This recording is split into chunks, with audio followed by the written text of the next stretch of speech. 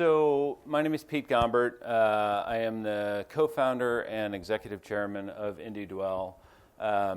It's important to note that I really don't have a background in housing. I am an accountant by training and spent the bulk of my career, about 25 years, building and selling 3 software companies. I did swing a hammer between the time I was 17 and about 22, building decks, but that was about all I've done in the housing space. So you might ask how I ended up here. About 10 years ago, I was the CEO of a company that had just raised about $25 million in venture capital that was focused on automating the local marketing space. Not very exciting when it comes to housing. That company was called Ballyhoo. I was sitting at my desk during the middle of the recession wondering what I was doing and why I was doing it. And it dove me down to a place where I really started to examine the role of business in society. And that has led me on a journey now, about a 10-year journey of trying to explore what role that is. What does capitalism do well and what does it not do well? And so after I sold that company in 2016, I started a public benefit corporation called Goodwell. How many people have heard of a public benefit corporation? About 30%, it looks like.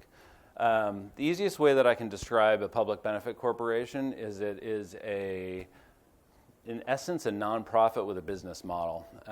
So it is a for-profit company, but at its heart, it's got a social mission at its core.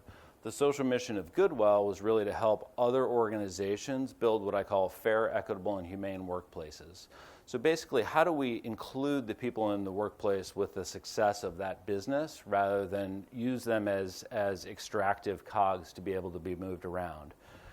When we talk about public benefit corporations or really sustainable capitalism, as I call it, what we do is we think not only about how to maximize shareholder value, but we think about how to take into consideration all of the stakeholders that are touched by that business. So it's not just the shareholders, but it's also the customers. It's the communities that we work in. It's the employees. It's the environment. It's the supply chain. So we think about all of those stakeholders when we make any decisions within a public benefit corporation. So I started that company, and one of the first companies that came and signed up and said, we want to be part of that, was called Flinner Homes. Flinner Homes was founded by a guy named Scott Flynn, who was a chemical engineer by training that decided that chemical engineering wasn't that much fun, and so he started building homes. 20 years ago, he started building healthy, high-performance homes, and he's never deviated from that, even during the downturn when nobody wanted to spend more to be able to build a healthy, high-performance home. So Scott built the first net zero home in Idaho. He's built the first passive home in Idaho. And he came to me with a very simple idea. So it started with this simple question. That's one of Scott's homes. And he came to me and he said, how do we build this same type of home that many more people on the income ladder can afford?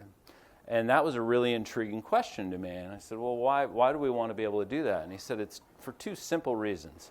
It's better for the owner and the occupant, and it's better for the environment. So why wouldn't we try to do that? His frustration stemmed from the fact that in order to be able to own a Flinner home, you had to be on the top 10% of the income ladder. And he said, everybody should live in this type of home. It's just plain better. So that led us to start going down and doing some due diligence to see, how could we do that? It's a really challenging problem. How do you build a net zero, healthy home at an affordable price? Those 2 things seem to be in contradiction with one another. And then from my perspective, how do you do it and actually do it in an inclusionary way so that the people that are building the homes are included in the success of the business? All of that's very expensive and hard to do. So we started doing this due diligence, and when we set it out, we said there has to be some founding principles. We have to be able to set thresholds to say, there's lots of ways we can make the house cheaper, but what are the things that we're not going to violate? And that started with the principles around the housing itself. So we said, just like all of Scott's homes, they have to be really healthy, and that starts with indoor air quality. So how do we make sure that people are living in an environment that enhances their health rather than detracts from it? How do we ensure that the home is very durable? so that people don't have to actually replace the products that are in their home, which again is better for their wallets, but it's also better for the environment because we don't have to build more stuff.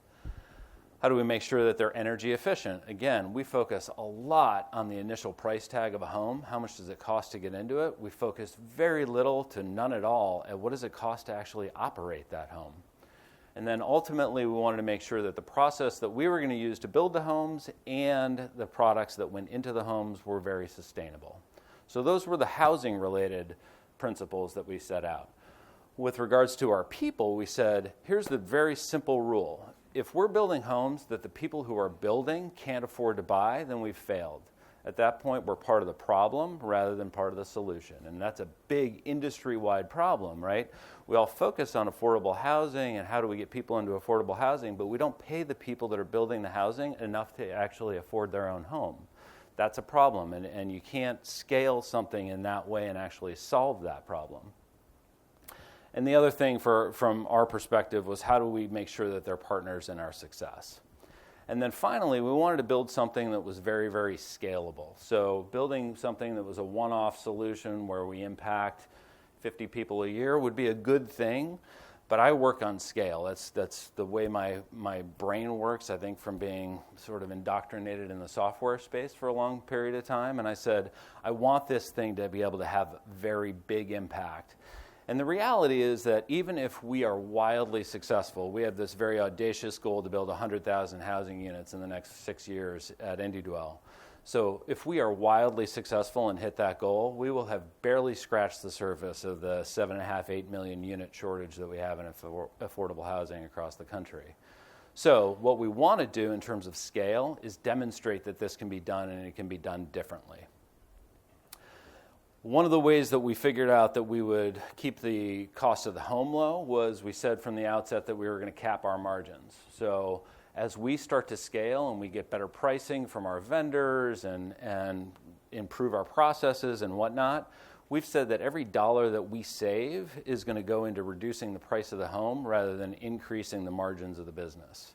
That doesn't go over very well when we tell investors that, but that's what we're doing and it's working. And that correlates into the fact that we're really trying to drive the price of the home down as far as it can possibly go, which may be a little bit counterintuitive from a kind of a capitalistic perspective, but the way that I think about it is if we deliver a really, really high quality product at a really affordable price, are we ever going to have a problem with demand? Probably not, right? And in a factory environment, which was what we're doing, if that factory keeps going and you've set up your unit economics correctly, you're always making money. The only problem with manufacturing is when you stop manufacturing. That becomes really expensive, really fast. So we think it's a pretty solid model.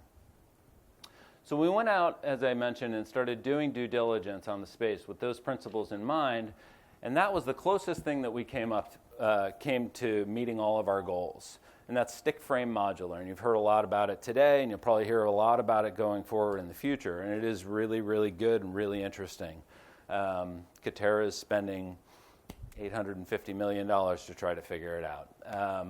We didn't think it was going to meet our model, and we didn't because there's a great study out of the Washington State University, a guy named Ryan Smith, who went and investigated the modular space. There's 70% more material used in a modular build over a site-built build.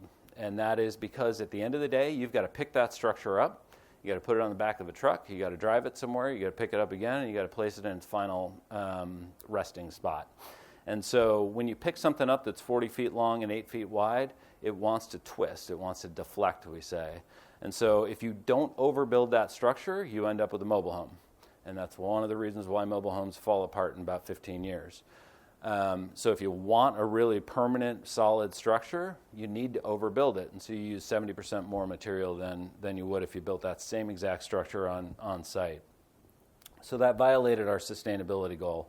Sustainability is about doing more with less, and that's doing less with more, at least the same with more.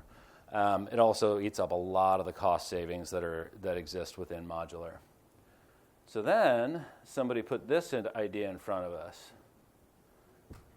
There are somewhere about between 35 and 50 million shipping containers in the world. A lot of them are being retired every year. They are incredibly, thank you. They are incredibly strong. So as you can see there, they're stacking them at least 9 high. Each one of those containers carries about 66,000 pounds. So the bottom container is carrying 500,000 pounds of load. We are grossly underutilizing the structural integrity of these containers by using them as homes. However, there's 9,000 pounds of steel in each one of those containers. And every year we're putting somewhere between 1 to 3 million of those out to pasture because they get retired as useful in the shipping industry. So that is a lot of waste. And if we can repurpose them into something that is going to have a 100 or 200 year life cycle as a home, we feel like that's a really good sustainability metric for us to track to. We can make them very, very durable, very healthy, very energy efficient, and very sustainable. The problem is they're a pain in the ass to work with. Taking 9,000 pounds of steel and turning it into a house is not really easy.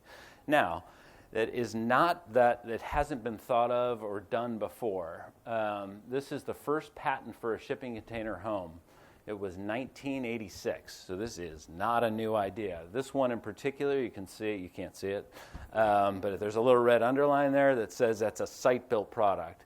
About 99% of all container structures have been site-built.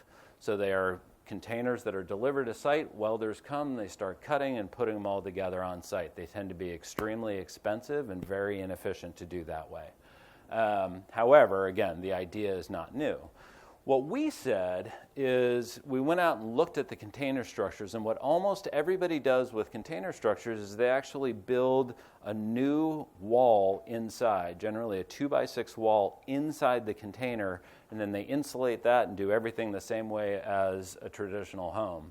We said that doesn't really make a lot of sense because you're taking this super strong structure and you're rebuilding a structure inside of it. You're not using that structural integrity that you have purchased inherent in the container. And so we said we want to do that differently because that's a bunch of waste, again. That's not doing more with less. We're just adding. We want to try to figure out, is there a different way that we could approach using these that would leverage all of the structural integrity but also allow for a really, really energy efficient wall. So Scott went to work, and what he figured out basically is that red line that you see going through there is the shipping container top down. So that's the corrugation you're probably all familiar in seeing. And what he figured out we could do was actually get EPS, so rigid insulation, cut to match that corrugation exactly. And we could place it both on the outside and the inside, and we would create a solid wall. And then we put additional EPS on the outside and polyiso on the inside. And within a 4.5-inch space, we get about a 25.5 R rating. So we get more R value out of a smaller space. That's sustainability in our minds. So that's now a patent-pending wall design that we're using, and that was when we figured it was time to go and see if we could actually build one of these things. So Scott sent me this text on August 2nd, 2017, saying away we go. So that is our first shipping container being moved into a 3,500-foot manufacturing facility where we built our prototype. So that's not long ago.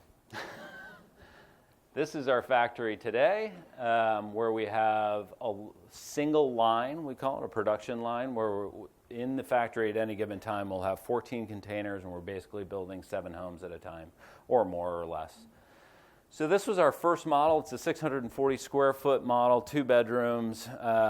The design as it came out is net zero ready. So if we hook up solar to it, it's a net zero home. That doesn't really make sense in a 640 square foot house because you've got $6,000 in solar, and that house will be about $25 a month for all of its utilities combined.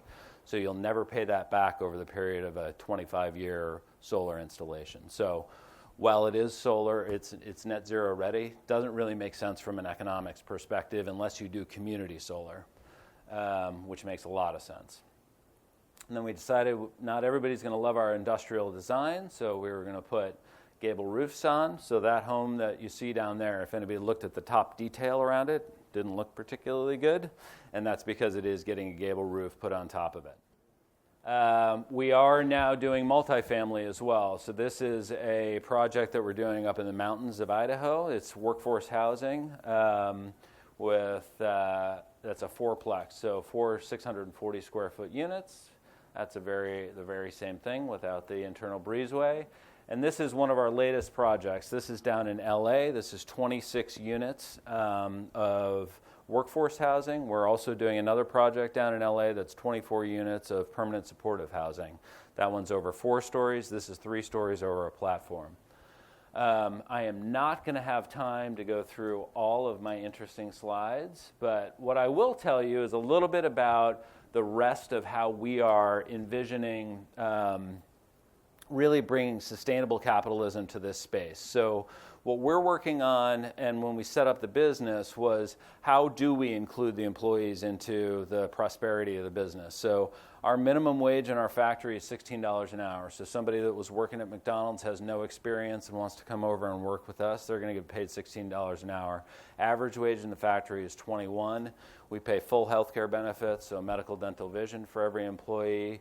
It's full-time year-round work. They get 10 days of paid vacation from day one. They get 10 days of holidays, so 20 days of paid vacation time.